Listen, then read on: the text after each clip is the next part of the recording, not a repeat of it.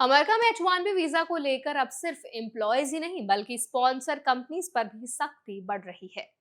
US department of labour ने 4 कंपनियों को H1B प्रोग्राम से अस्थायी तौर पर बाहर कर दिया है। लेकिन इस अपडेट का सबसे बड़ा मतलब सिर्फ इतना नहीं है कि कुछ कंपनियों पर कार्रवाई हुई है।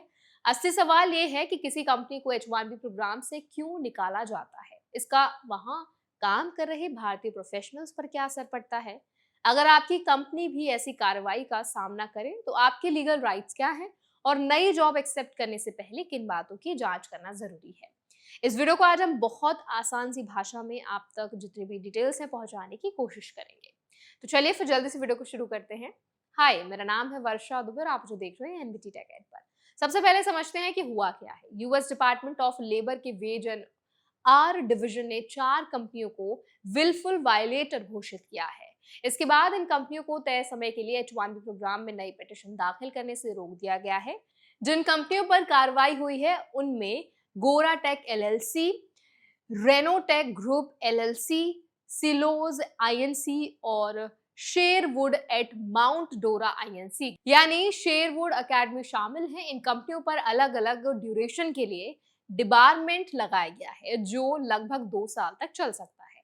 अब सबसे जरूरी बात, विलफुल वायलेटर का मतलब होता क्या है। तो देखिए, ये कोई साधारण वार्निंग नहीं होती। किसी कंपनी को ये दर्जा तभी दिया जाता है जब डिपार्टमेंट ऑफ लेबर या डिपार्टमेंट ऑफ जस्टिस की जांच के बाद ये साबित हो जाए कि उसने जानबूझकर इमिग्रेशन या लेबर रूल्स का उल्लंघन किया है या सरकार को गलत जानकारी दी है। यानी बिना जांच के किसी कंपनी को इस लिस्ट में शामिल नहीं किया जाता। H1B प्रोसेस में एम्प्लॉयर को लेबर कंडीशन एप्लीकेशन यानी कि LCA जमा करनी होती है। इसमें कंपनी सरकार से कुछ कानूनी प्रॉमिसेस करती है, जैसे एम्प्लॉय को तय सैलरी देना और अप्रोप्रिएट वर्किंग कंडीशंस देना, आवेदन में सही जानकारी देना। अगर जांच में पाया जाता है कि कंपनी ने इन वादों का पालन नहीं किया या जानबूझकर गलत जानकारी दी तो उसके खिलाफ कार्रवाई की जा सकती है।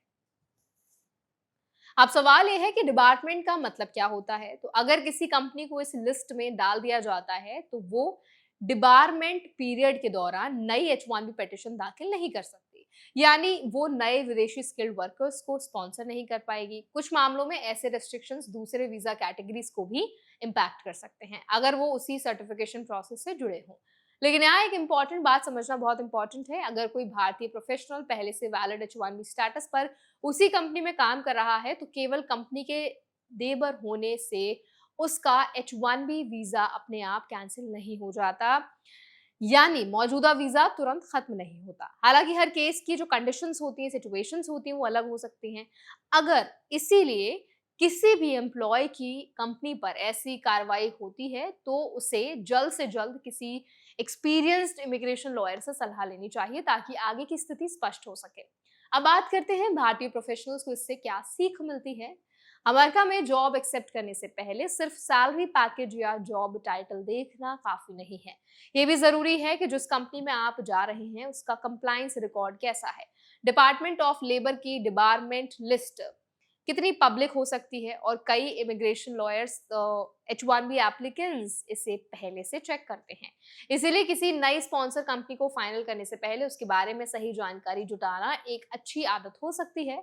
अगर किसी कंपनी ने एम्प्लॉय को रिक्वायर्ड वेज नहीं दिया, असाइनमेंट के बीच बिना सैलरी के छोड़ दिया या इमिग्रेशन डॉक्यूमेंट्स में गलत जानकारी दी तो ऐसी बातें फ्यूचर में एम्प्लॉय के लिए भी परेशानी पैदा कर सकती हैं। इसीलिए हमेशा ऑफर लेटर, LCA की जानकारी और एम्प्लॉयमेंट टर्म्स को ध्यान से समझें। अगर किसी बात पर कोई भी डाउट हो रहा हो तो एकदम रिटन में जानकारी जरूर ले लें। ये भी ध्यान रखें कि फिलहाल डिपार्टमेंट ऑफ लेबर ने केवल इन 4 कंपनियों पर कार्रवाई की है। सरकार ने ये नहीं कहा है कि और कौन सी कंपनियों की जांच चल रही है। इसीलिए किसी भी एम्प्लॉयर के बारे में केवल अफवाहों या सोशल मीडिया की बातों पर भरोसा नहीं करना चाहिए। हमेशा ऑफिशियल रिकॉर्ड्स और ट्रस्टेबल जानकारी के आधार पर ही फैसला लें। तो आई होप ये वीडियो आपके लिए हेल्पफुल रही होगी। अब इस पूरे वीडियो पर आपका क्या फीडबैक है कमेंट्स में ड्रॉप कर दें। ऐसे और वीडियोस के लिए हमारे चैनल एनबीटी टेक एड को भी जरूर सब्सक्राइब